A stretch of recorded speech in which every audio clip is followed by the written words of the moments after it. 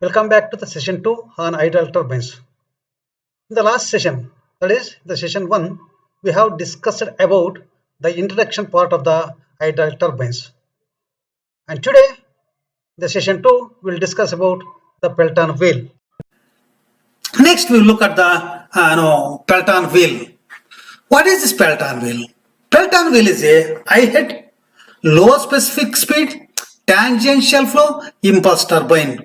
The schematic diagram of Pelton wheel shows here, which consists of various parts. One is penstock, and this is sphere arrangement. This is nozzle. This one is nozzle, and this is the runner over which number of blades or buckets are fitted. So in a equispaced. So that means the space between one bucket to another bucket is same. So next one is braking jet, right? This is runner, and this is the shaft, and this is casing, right? This casing, and this one is tailstock. Now let us look at working principle of Pelton wheel. So water from the dam at a high head is made to flow through the penstock and reaches the nozzle. See here, from the dam it passes through the penstock with a high pressure, enters into the nozzle. Next, the nozzle increases the kinetic energy of the water and directs the water in the form of a high velocity jet. So here what happens, the pressure decreases and velocity increases in nozzle. How velocity increases? Nozzle is designed in such a way that area will be decreased. As the area decreases, velocity increases. Once the velocity increases, pressure decreases. That's why at the outlet of the nozzle, the jet of water will be coming out or discharges with a high velocity. This high velocity jet of water strikes the buckets or runner blades. This jet of water from the nozzle strikes the buckets of the runner. This made to rotate the runner with a high speed, at a very high speed. Now, the quantity of water striking the bucket or flowing through the nozzle can be controlled by using sphere and wheel arrangement. This is hand wheel. So if you could rotate the wheel, so it can be sphere can be moving back. As the sphere is moving back, more quantity of water will be flowing out from the nozzle. Now if you could rotate the hand wheel in the opposite direction, then the sphere will be advances means it is moving further in forward direction. As it is moving forward direction, the opening of the nozzle will be covered by this sphere. So due to which the quantity of water striking the blade reduces, or quantity of the water flowing in the nozzle reduces. Right. Next. Actually at the end of this generator, which is perpendicular to the plane of paper, here this is at the end of this shaft, a generator is attached or coupled, so which converts mechanical energy into electrical energy. Here pressure energy is converted into kinetic energy in the nozzle. The kinetic energy gets converted into mechanical energy over the runner, or as soon this jet strikes the buckets or runner blades, it tends to rotate, due to which the kinetic energy gets converted into mechanical energy. As it is rotating, the shaft of the turbine is connected to the center of the runner. So as the runner rotates, the shaft also rotates. So at the end of the shaft, a generator has been coupled, so which converts mechanical energy into electrical energy. This is how the energy conversion takes place from one point to the another point. Next, look here, the jet, how exactly the jet will strike here. See, look here. This is the runner. This is shaft actually. This is shaft, and this is the cylindrical disc over which a series of number of hemispherical buckets called as a vanes or blades are fitted. So a magnified view of a blade is shown here. So it consists of a splitter here. So the jet of water will strikes at the splitter. As it strikes at the center of the blade, this is known as a splitter. So the jet will deflect on either side. Jet will deflect on either side. One is on the right hand side, other one is on the left hand side. The angle of deflection usually ranges from 165 degrees to 175 degree. So this is another diagram of Pelton runner and Pelton bucket. See, look here. This is the splitter. So here the jet of water strikes at the center here. The center part of the hemispherical bucket is called as a splitter. So here as soon as it strikes, the jet will be deflecting like this. Deflecting. So jet will be deflect on either side. One is on the right hand side, other one is the left hand side. So this is, and it is what is this? This central part is called as important part, that is called as a splitter. Now look here. Now let us study the various components of a Pelton wheel. The various components of a Pelton wheel are nozzle and spear arrangement, casing, a runner with the buckets, and braking jet. So nozzle and spear. Now let's see. What is this? Nozzle is a device which releases high velocity jet of water. High jet of velocity of water. Look here, this is the nozzle. This is the nozzle. So here the pressure energy gets converted into kinetic energy. So due to which the high velocity jet of water will be coming out from the nozzle. It strikes here. So that's what has been explained here. The quantity of water striking the buckets of the runner is controlled by the spear and the hand wheel arrangement. So here I already told you, if this hand wheel is rotating in one direction, the spear will moves back. As it moves back, there is a more opening in the nozzle, more quantity of water is flowing. So if you rotate the hand wheel in the opposite direction, again spear will be advancing in forward direction, moving in the forward direction, which closes the opening of the nozzle, so which reduces the flow of water. This is how the quantity of water can be controlled. Next one is casing. Casing is it is used to prevent the splashing of water, and it is used to discharge the water into the tank. So it serves two purposes. One is it prevents the splashing of water. So here it covers here. This is nothing but the cover. Casing is nothing but the cover, right? And also which discharges the water at atmospheric pressure into the tile race. That is the function of the casing. Next one is runner and buckets. Runner is a large wheel over which a number of vanes are fitted around its periphery. The shape of the vane is the form of double hemispherical cup with splitter at the center. Already I have shown. This is the bucket. So this is nothing but the entire, this is nothing but runner, which consists of number or series of buckets fitted at the outer periphery of the disc. At the center we have shaft. This is a shaft, right? See, one such a bucket has been taken here. Magnified view of the bucket has been taken here. This is the center part of the bucket. Double hemispherical. This is one hemispherical. This is another hemispherical. Hence, the shape of the bucket is double hemispherical with a splitter at the center. A jet of water impinges on the splitter, which divides the jet into two equal parts. Each part will glide over the surface of the bucket. Deflects over the surface of the bucket.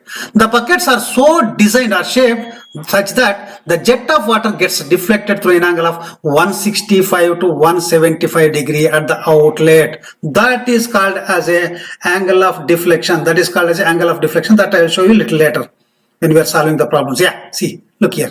So now, this is yellow color is nothing but a jet of water. This is the splitter. Now jet of water, as the jet of water approaches the splitter and strikes the splitter, then the jet will be deflecting here. This is the angle of deflection. Jet deflects on either side, on the upper side or the lower side, left side or right hand side. So now if I draw a tangent to this deflected jet, I'll get here. This is nothing but the angle of deflection, which is in the range of 165 to 175. This is in the range of 165 to 175. See, look here. This is spear. This is nozzle. Here, the jet of water strikes at the splitter. The jet will be divided. One is the upper direction, other in the lower direction. And if I could draw a line here, tangent here, that gives us the angle of deflection. It's in the range of 165 to 175. That's what I have explained here. Next, last one is braking jet. The jet of water used to stop the runner in a short interval of time by striking on the back side of the vane. Suppose, for example, I want to stop the turbine for some reason.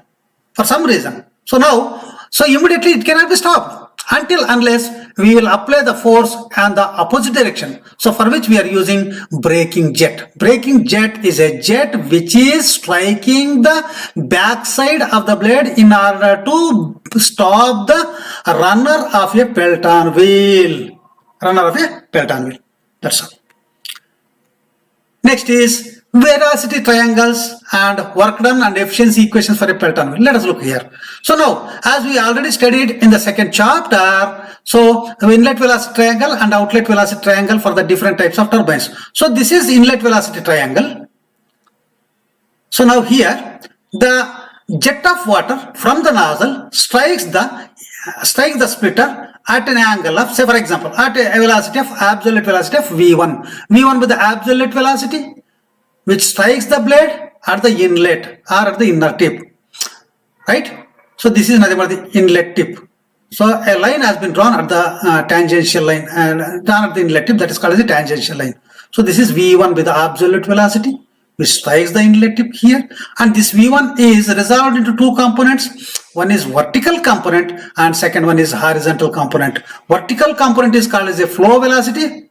Horizontal component is called as a whirl velocity, and whirl velocity is denoted by Vu and flow velocity is denoted by Vf. If it is at the inlet, it is Vu1 and Vf1 and V1. So suffix 1 represents at the inlet. Now this jet of water is striking at an angle. Let us assume that striking at an angle of alpha 1. So this is called as a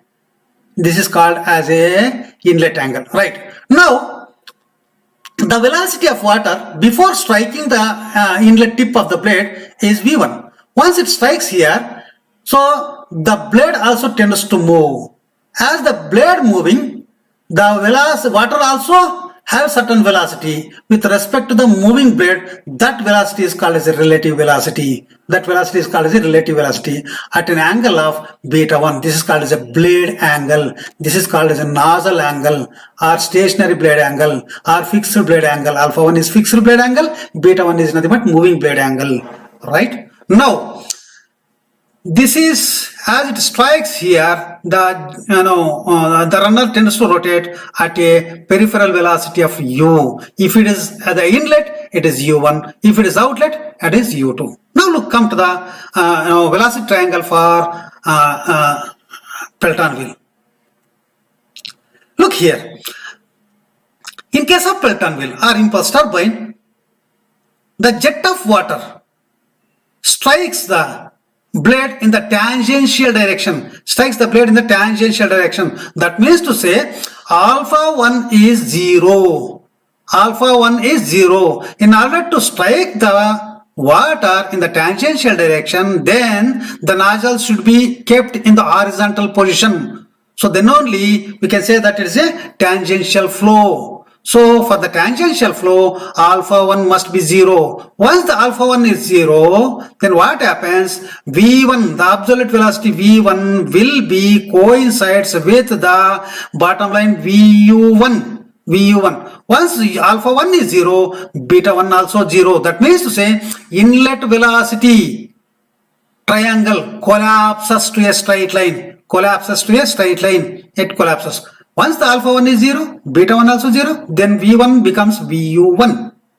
U1 as it is, that will be there, and this VR1. Once alpha 1 is 0, beta 1 also 0, then this VR1 will be collapses to here. This is the ending point of VR1. So therefore, this length is called as a VR1. This can be seen here. This is the inlet velocity triangle for a Pelton wheel. In case of Pelton wheel, the inlet velocity triangle is a straight line. Just it is a straight line. So the total length of this straight line represents the absolute velocity, which is equal to visual velocity. That is V1 is equal to VU1.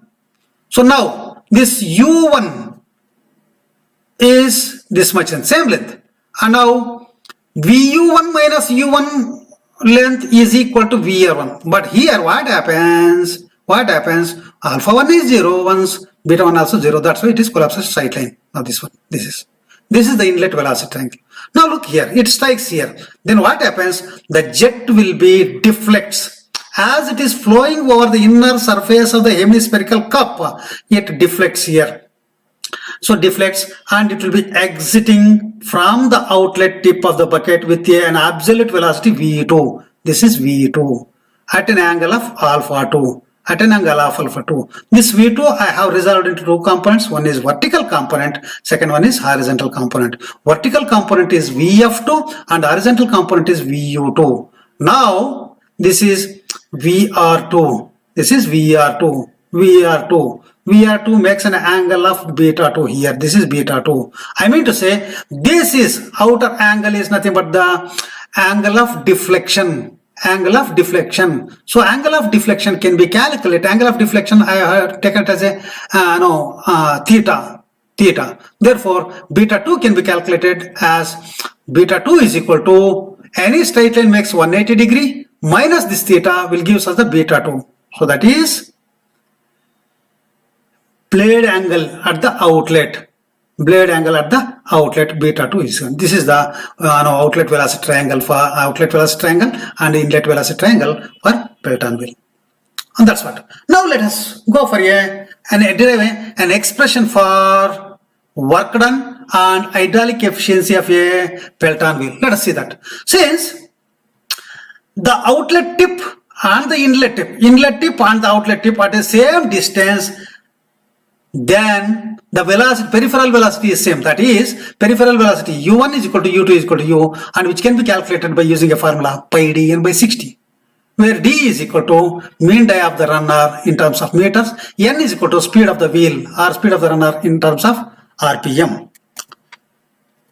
Next, so there are an assumption has been made here. Suppose say if the blade surface is very smooth and it does not have any roughness and it does not subject to any shocks, then there is no friction. Whenever the water is flowing over the blade, whenever the water is flowing over the surface of the blade, if the blade surface is very smooth, it doesn't have any roughness, then it does not subject to any shocks. Therefore, there is no friction. When there is no friction, the relative velocity at the outlet is equal to relative velocity at the inlet.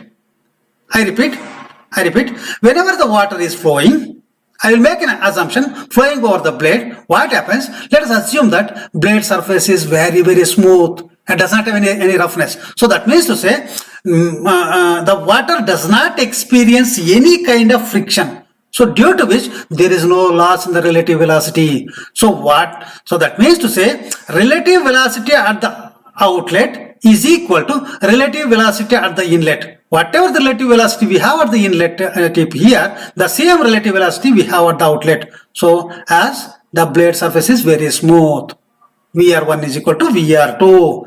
Suppose if the blade is not smooth and it has got some rough surface,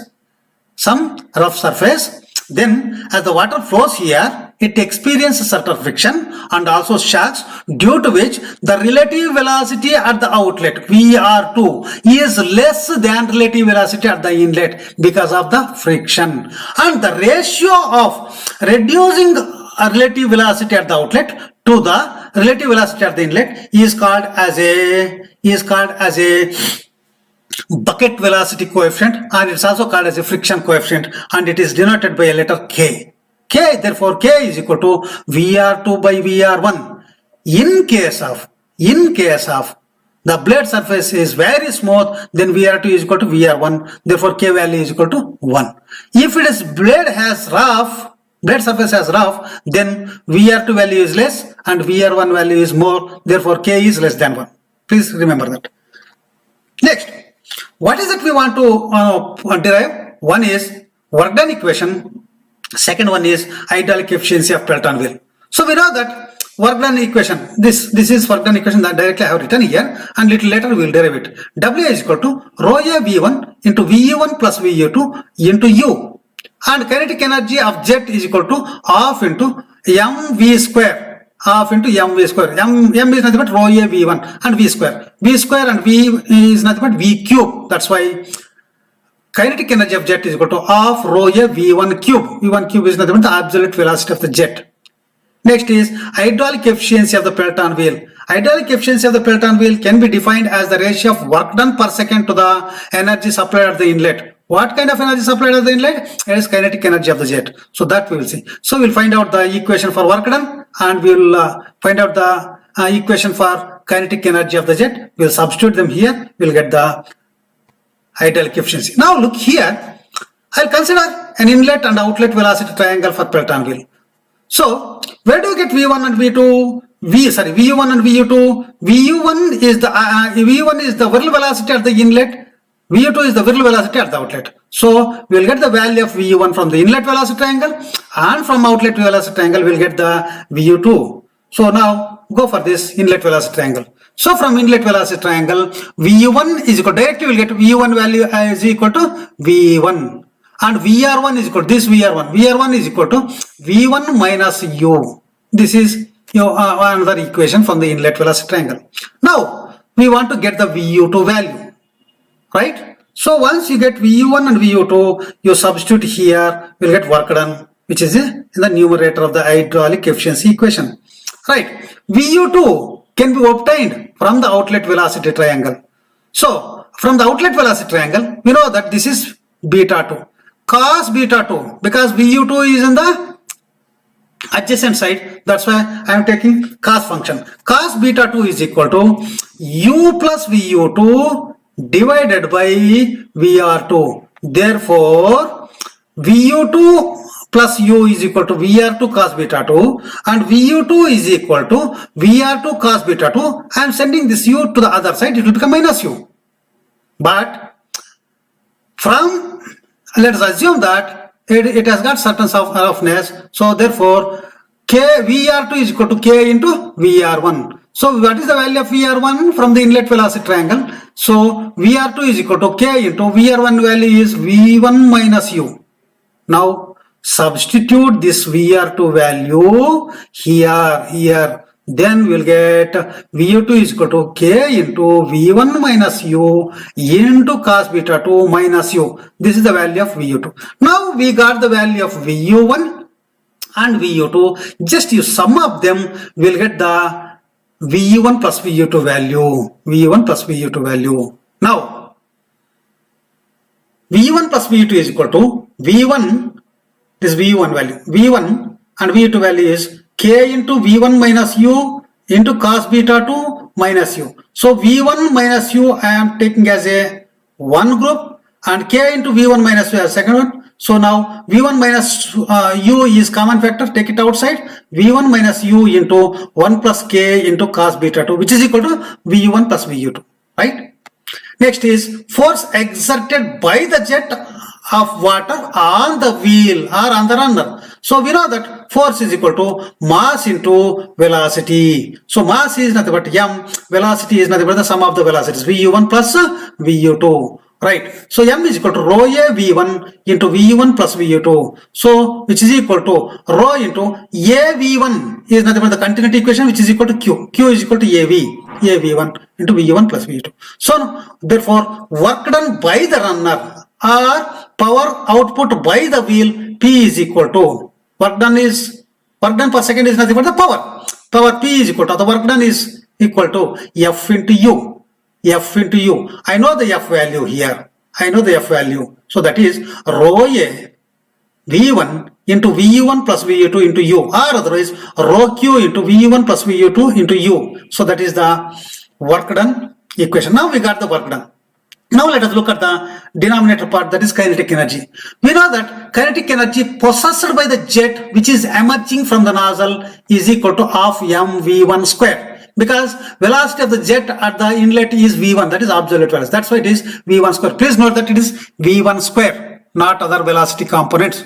M into v1 square. Half into m is nothing but rho a v1 into v1 square. So v1 into v1 square is nothing but v1 cube. So now we know the value of kinetic energy of the jet which is there in the denominator of the hydraulic efficiency equation, and work done per second, that is power. We know that substitute those two equations in the hydraulic efficiency equation. So that is, this is the work done per second and this is kinetic energy of the jet at the inlet of the turbine, we know. So now upon cancellation of the common terms, finally we will be left out with hydraulic efficiency 2u into vu1 plus vu2 divided by v1 square. So therefore substitute the value of vu1 plus vu2 here. 2u into vu1 plus vu2 is nothing but v1 minus u plus 1 plus k into cos beta 2 whole divided by v1 square. This is the expression for hydraulic efficiency of a Pelton wheel. Now this is very important. Every time it will be appeared in the examination. Expression for maximum hydraulic efficiency. In order to maximize the hydraulic efficiency, we have to minimize the u. Therefore, differentiate the hydraulic efficiency with respect to u. That means we have to minimize this. So differentiation of hydraulic efficiency with respect to u is equal to 0. We have to minimize, differentiate and equate to 0. So therefore, look at this equation. So this is differentiation of eta h with respect to du is equal to 0. Now, in this equation, look here, v1 is constant, 1 is constant, 2 is constant, k is constant, cos beta 2 is constant. Only variables are u and v1. Therefore, now I rearrange this equation as 2 into 1 plus k cos beta 2 divided by v1 square. This is constant, does not vary. So only variables are v1, which is associated with u. Please note that, associated with u. So therefore, differentiation of u into v1 minus u with respect to u is equal to 0. You write down as it is, this part, this component you write down as it is, into differentiation. Now multiply this. U into vu1 into u is u square divided by du. So differentiation of du v1 by du is nothing but, right, u v1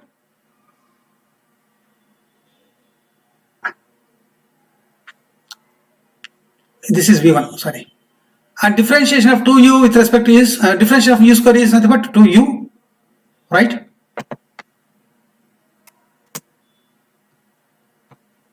Therefore, v1 these two components we will get. One is, it is in the form of a into b is equal to 0. B is equal to 0, but a is not equal to 0.